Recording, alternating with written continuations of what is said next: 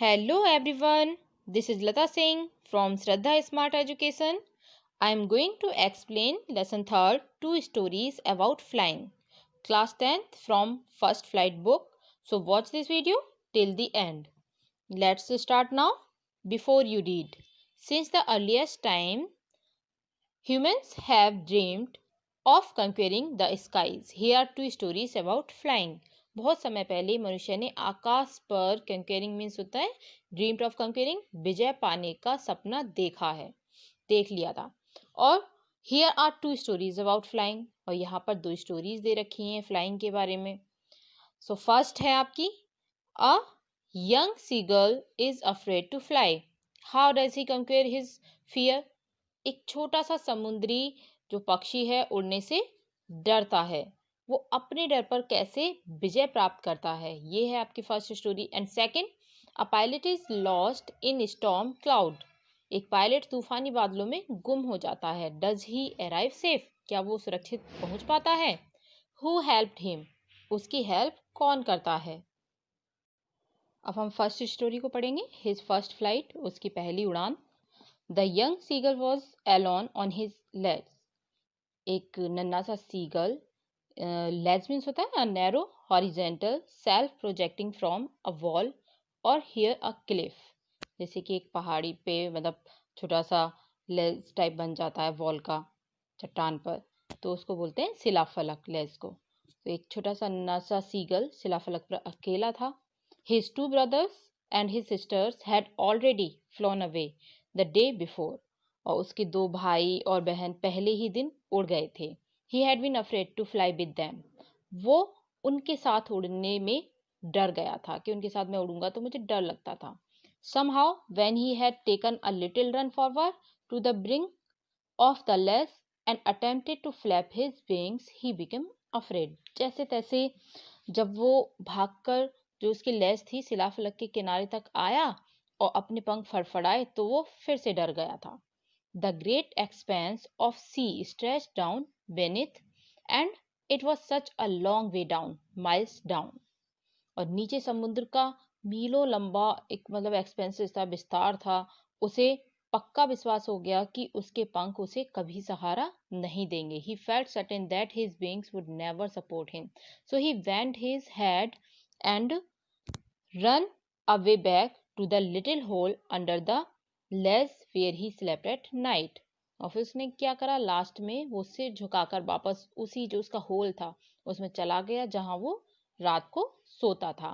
Even when each of his brothers and his little sister, whose wings were far shorter than his own, ran to the brink, flapped their wings and flew away. और तभी क्या हुआ, जब उसके भाइयों में से हर एक और उसकी बहन जिसके पंख उससे भी मतलब छोटे थे भागकर किनारे गई और पंखों को फड़फड़ाकर उड़ गई। He failed to muster up courage to take that plunge which appeared to him so desperate. अब जब उसने देखा कि मेरी बहन भी उड़ चुकी है पर वो गोता लगाने के लिए साहस नहीं जुटा पाया, जो कि उसे इतना निराशाजनक प्रतीत हो रहा था क्योंकि वो तो उड़ ही नहीं पा रहा था, उसको बहुत डर लग रहा था। हिज फादर, जो उसके फादर थे, his father and mother had come around calling to him shrilly, upbraiding him, threatening to let him starve on his legs unless he flew away. But for the life of him, he could not move. और उसके माता पिता ने तेज आवाज में बुलाते और डांटते हुए आए और कहा उसे, धमकी देते हुए, उसको थ्रेटनिंग करते हुए कि जब तक वो उड़ेगा नहीं यूं ही शिलाफलक पर पड़ा मतलब भूखा मरेगा, ऐसे ही उसको खाना कहाँ से मिलेगा। अपनी जान की खातिर भी वह वहां से ना हिला बिल्कुल भी। But for the life of him he could not move, वो बिल्कुल भी नहीं हिला जबकि उसको पता था कि मेरी लाइफ खतरे में है क्योंकि मुझे कुछ खाने को नहीं मिलेगा जब उसके पापा ने और मम्मी ने उसको धमकी दी थी। तो दैट वॉज 24 आवर्स एगो, ये 24 घंटे पहले की बात थी।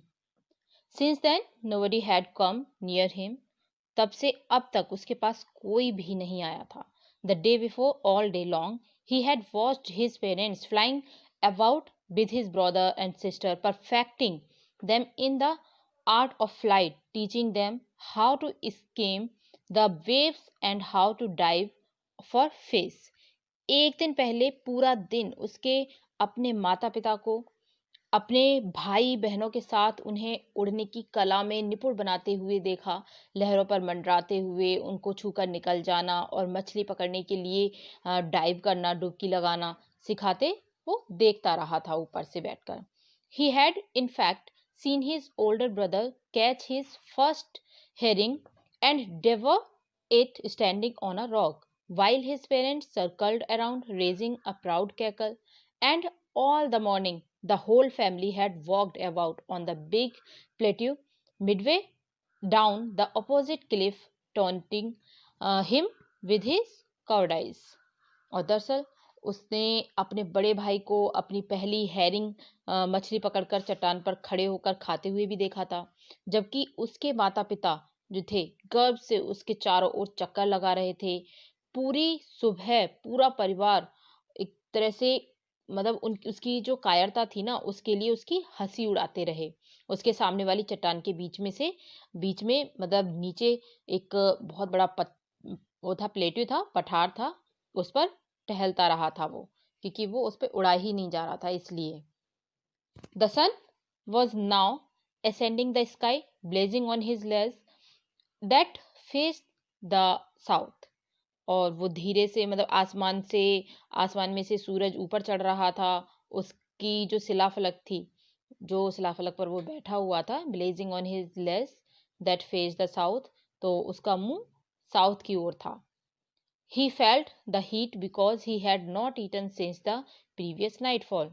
और उसका जो फेस था वो अब मतलब हीट से मतलब जल रहा था, गर्मी से उसे गर्मी महसूस हो रही थी बहुत ज़्यादा, क्योंकि उसने पिछली रात से कुछ भी नहीं खाया था, बिल्कुल कुछ नहीं खाया था, क्योंकि वो बिल्कुल जाना ही नहीं चाहता था अपने पेरेंट्स के साथ भी। He stepped slowly out to the brink of the edge of the ledge and standing on one leg with the other leg hidden under his wing, he closed one eye, then the other. वो धीरे से चट्टान के किनारे गया और एक टांग को उसने पंख के नीचे छिपाकर दूसरी टांग पर खड़ा होकर उसने एक आंख बंद की, फिर दूसरी, और फिर उसके बाद सोने का बहाना किया, then the other, and pretended to be falling asleep. इस तरह से कर रहा था वो pretend, जैसे कि वो सोने का बहाना कर रहा हो।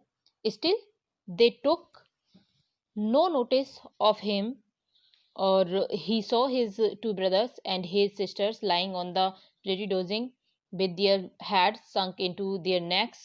और उसने मतलब सोने का बहाना तो वो कर ही रहा था, फिर भी उन्होंने उसकी ओर बिल्कुल भी ध्यान नहीं दिया कि उसने अपने दो भाइयों और बहन को अपनी गर्दनों में सिर छुपाकर जो प्लेट्यू था उस पर लेटे देखा था। उसका उसका जो फादर था, his father was preening the feathers on his white back.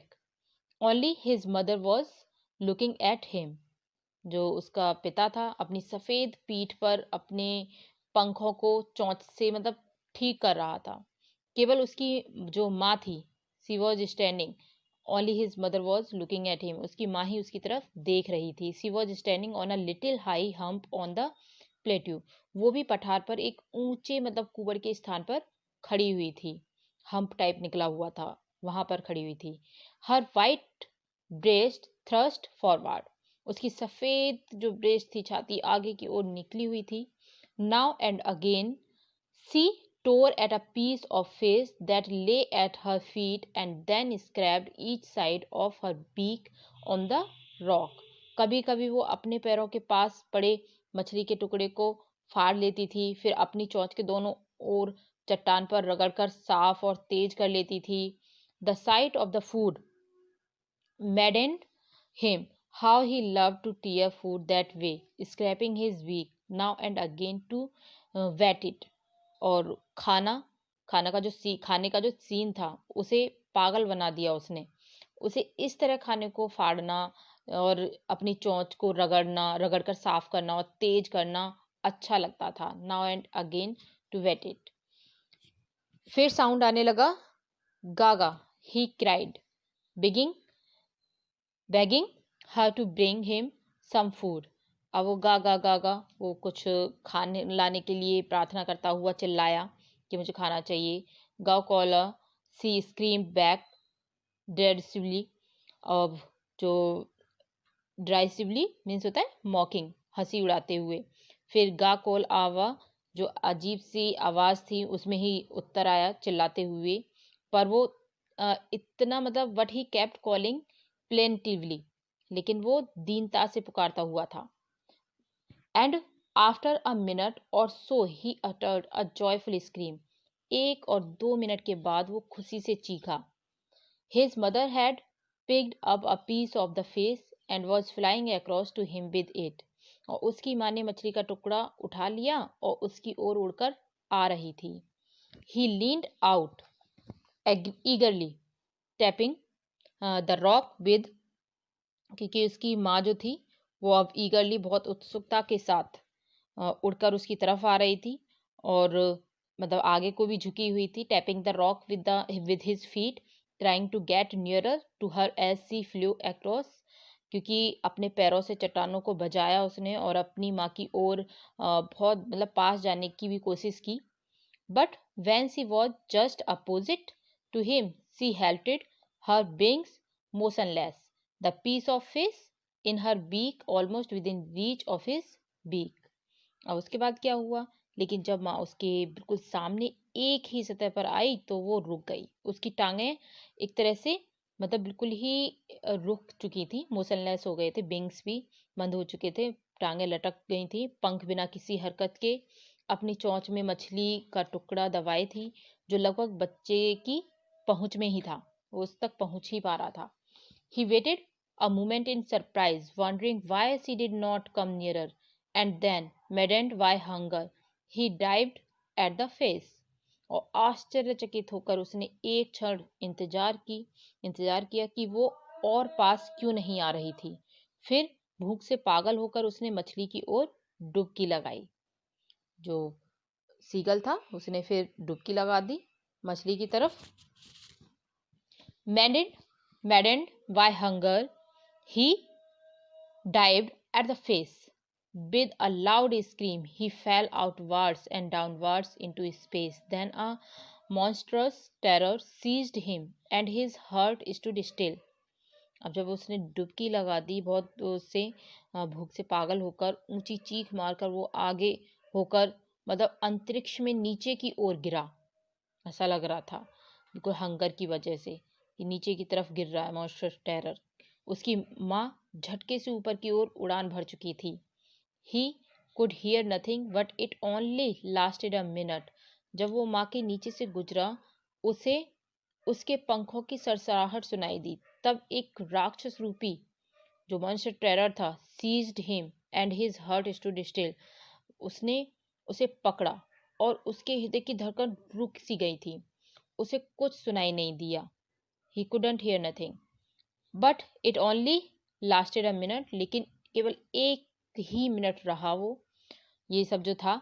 The next moment he felt, और अगले ही क्षण उसने अपने पंखों को विंग स्प्रेड आउटवर्ड्स, अपने पंखों को बाहर की ओर खुलते महसूस किया।